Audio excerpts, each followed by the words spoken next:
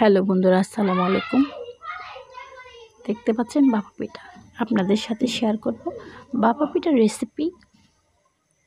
তার জন্য লাগছে চালের গুঁড়া আর এরকম একটা পাতিল, এটা বাজারে কিনতে পাওয়া যায়। আমি হাফ কেজি চাল নিয়েছি, এটাকে 1 ঘন্টার জন্য ভিজিয়ে রেখেছি। সারা রাতের জন্য পানি ঝরতে দিয়েছি। দেখুন, এটা সকালে চালের গুঁড়াটা ব্লেন্ড করে নিয়েছি। আর চালের গুঁড়াটাকে কুসুম গরম পানি আর লবণ দিয়ে মেখে নিলাম। দেখুন চালনি, এটা 10 টাকা দাম। এটা আমি ঢাকনা হিসেবে ইউজ করি। এটার সাহায্যে চালের গুঁড়াটা চেলে নিলাম। দেখুন খেজুর গুড়, এটা গ্রেটারের সাহায্যে গ্রেট করে নিলাম। চালের গুঁড়াটা এভাবে চেলে নিলাম। দেখুন চালের গুঁড়াটা এরকম দেখাবে।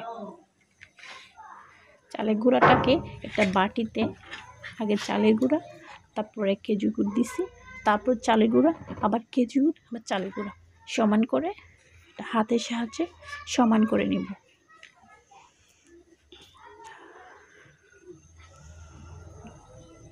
তারপর পিঠা বানানোর পাতিলে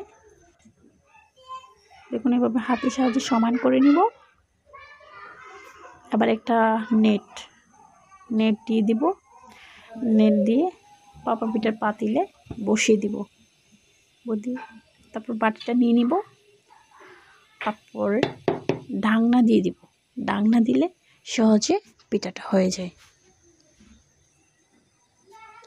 আসলে পিঠা বানানো অনেক সহজ, অনেক ইজি।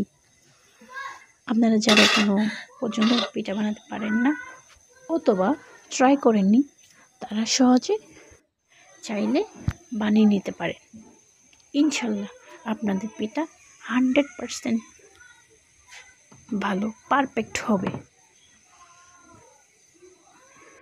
আপনারা সবাই ভালো থাকবেন। আমার চ্যানেল টেস্টি কুক টাইম চ্যানেলটাকে সাবস্ক্রাইব করে দিবেন। হ্যাঁ বন্ধুরা,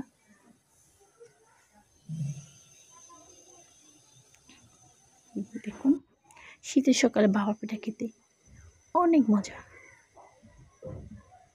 ওকে, আল্লাহ হাফেজ।